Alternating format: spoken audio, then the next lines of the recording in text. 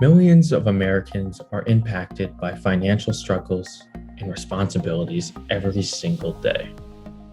Whether it's major purchases, unexpected expenses, saving for retirement, or even monthly budgeting, these are obstacles that most adults have faced at one point or another.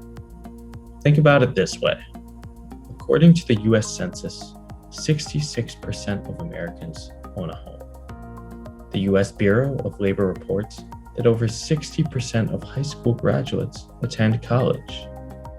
Most adults plan for retirement, and many are tasked with finding money in their budget to pay for monthly groceries, rent, transportation, clothing, and many other necessities. In order to balance all of these responsibilities, it's important to be financially literate. Today, we are going to talk about financial literacy.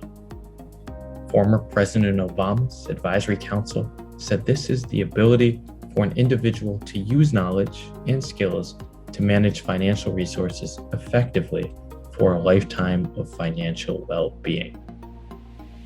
This means understanding the core competencies laid out in the Mass State Treasurer Financial Educational Toolkit.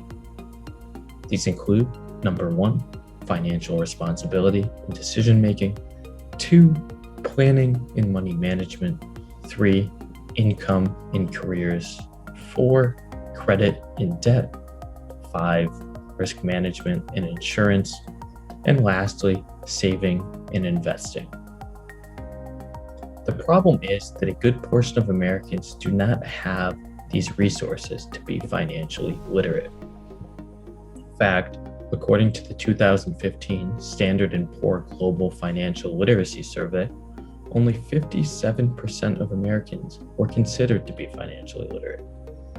This is likely because even as of 2020, only 1 in 5 US high school students were required to take 1 semester of personal finance before they graduated, and only 2 out of 3 US students even had the choice to take one of these classes. Now, these statistics were reported by the Next Gen Personal Finance Yearly Report. Financial education is critical, and the lack of it has proven to negatively impact many Americans. In this video series, we seek to provide a certain level of knowledge and strategies for monthly budgeting, savings, loans, insurance, choosing a credit card, and debt management. These are very important aspects, but we also hope that this video series highlights the importance of financial literacy and encourages you to keep seeking education.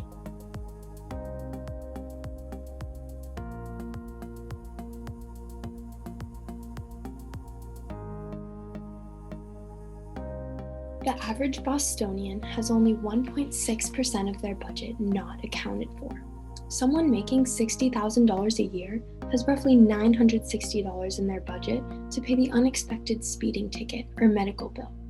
Those working 40 hours a week on minimum wage have only $400 a year for unexpected expenses.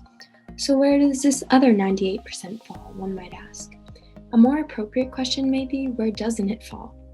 The average rent in Worcester, Massachusetts is roughly $1,400 a month, with the average sized apartment being 787 feet. The average Massachusetts resident spends 40% of their monthly budget on housing. There are a variety of factors to work through when budgeting for housing. First, are you renting or buying? Renting can be its own beast, so it's important to parse out factors like what a rent looks like monthly. Are utilities included? What's the yearly cost? Is it a year-long rental? Is there bathroom and laundry availability? What is the cost to furnish it? Is public transportation close? Or do you need to pay for a parking spot? If you're looking at homeowning, focus on mortgages. Look at a mortgage calculator online. Most people work with 30 or 15-year fixed rates. You would then calculate a set interest rate as well as an overall mortgage. Do you have enough for a down payment? If not, the entire cost of the house goes under monthly mortgage payments. There is also available a decrease in monthly interest rates or an extra mortgage payment yearly to target the principal interest. Transportation. Getting to or from a job or school is a crucial daily consideration that isn't always factored into monthly or yearly budgets for families. A mapping of affordable housing in the US found that in high-density communities like Boston, gas prices, car maintenance, and other transportation expenses can equal 15% of what a low-cost household makes in a year. Essentially, if housing is 30 to 40% of monthly income, transportation could sneak up and take 12 to 15%, with a car or public transportation alike. Looking at food, Massachusetts is the third most expensive state to live in the United States. The average price of a gallon of milk is $2.50. For a pizza pie, it's $11, 40% more than in Hanover, Pennsylvania. The Greater Food Bank Boston cites the average cost of a meal in Massachusetts from a grocery store to be $3.55. This is nearly 20% more than the national average. This comes out to $320 a month in groceries per person, not counting the occasional meal out, which is between $15 and $40. Looking at fitness, Massachusetts is the healthiest state to live in. Yet this runs you an additional monthly cost of about $40 per month. 1 out of 4 individuals belong to a health club in Massachusetts, the most in any state. One should consider if your apartment complex has a gym. This may cut costs, leaving extra space in your personal care budget.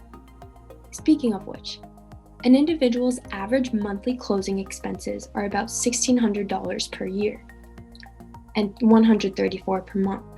We spend an additional $51 per month and $608 per year for personal products like cosmetics and shaving cream, and services like haircuts and manicures. The average entertainment cost is even higher at roughly $2,500 a year. This includes subscriptions to streaming services, nights out, etc. Then look at a phone bill. The average monthly cost for a phone bill is cited as falling between $47 and $71, with a majority citing the higher average at $71.